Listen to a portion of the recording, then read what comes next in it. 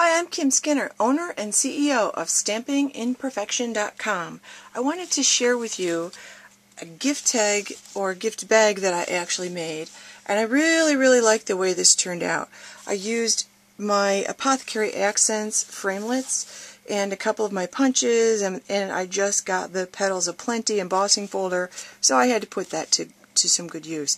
I want to make a tag to go with the bag, so I wanted to show you how I was going to go about doing that.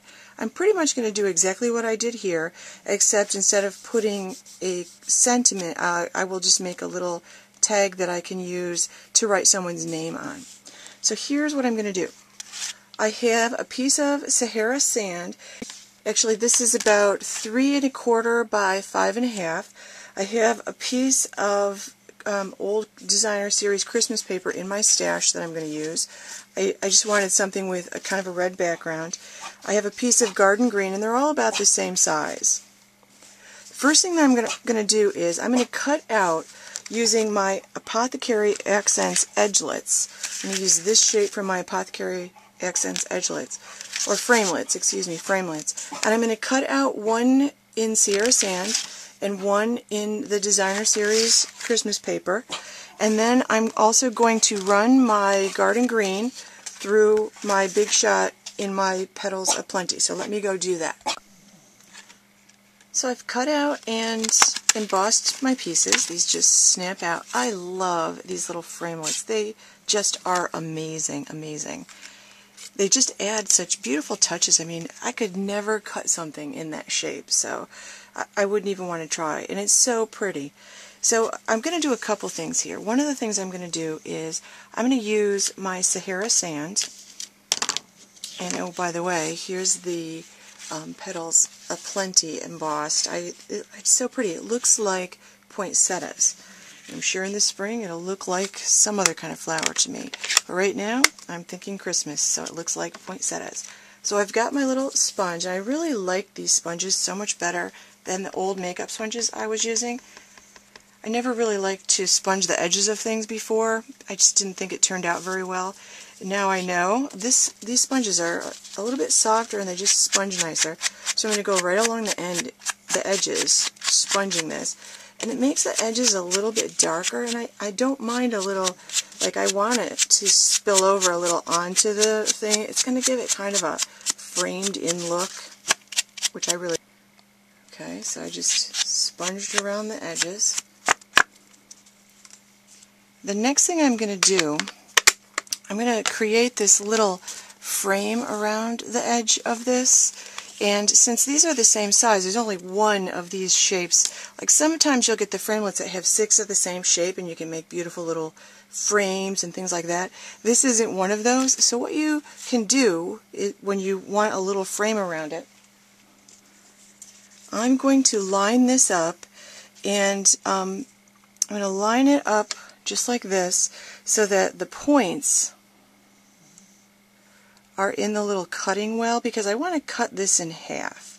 So it's kind of easy to line up, and if you're worried about it moving, put a post-it note on it to hold it in place. But you can also lock this in. Here's a feature about this I love.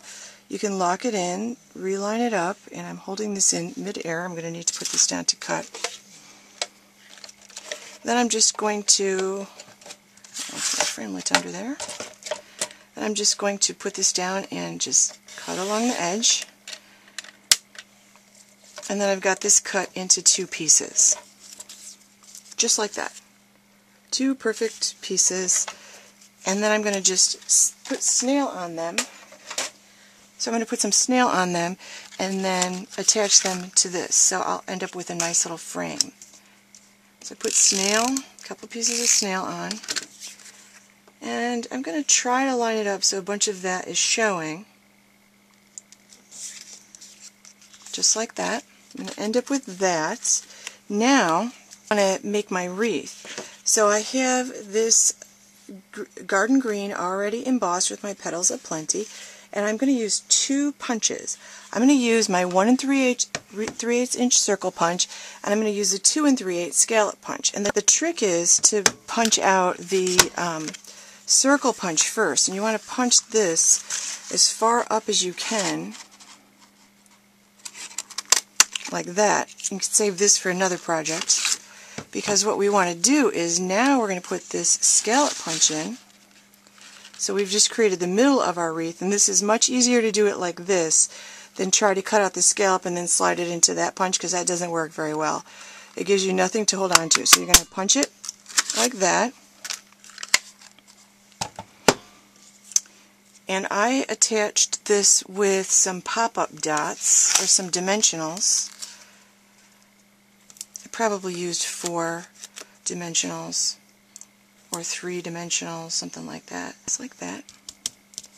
And I cut out a piece of very vanilla with this new little label punch that I got. So I just cut out a piece of this, and I sponged around it just like I did before with the Sahara sand, so that it gets kind of a weathered look. I'm going to use this to attach on here also, somewhere toward the bottom.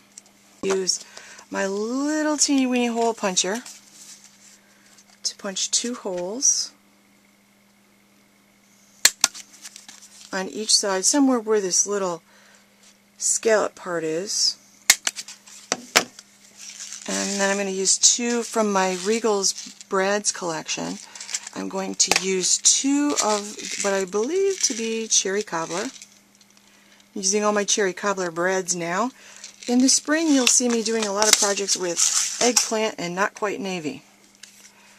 Okay, so I'm going to do this. And you'll notice that I also used a tiny piece of ribbon. This is real red. So I'm going to, with another brad, and I think I'm going to use a green one this time.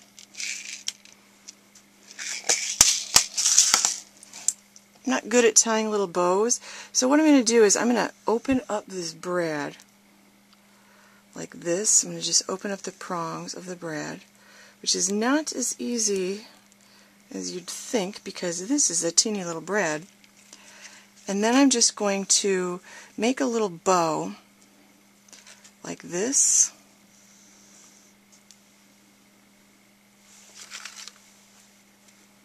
Snip it with my paper snips, and then I'm going to smush this and stick it in this brad, and then close the brad around it. Then I'm going to attach the little bow with a couple of mini glue dots. I use a couple. I know a lot of people just put one on, but after Christmas Day I'll use these tags, and I'll use these bag decorations. I'll remove them from the bag because I just have them snailed down there, and if I can't get them off I'll just cut around it. And I'll use them as elements in a scrapbook page. So I also added some of these rhinestones on there. Okay, so the last thing that I'm going to do on this one is, actually there are 2 more things I'm going to do. One of the things I'm going to do is I'm going to add some paper piercing, since I already have my paper piercing tool out. And I just punched some holes in a couple of spots where the curves were. You could punch holes all around if you wanted. I just thought this added a nice little touch.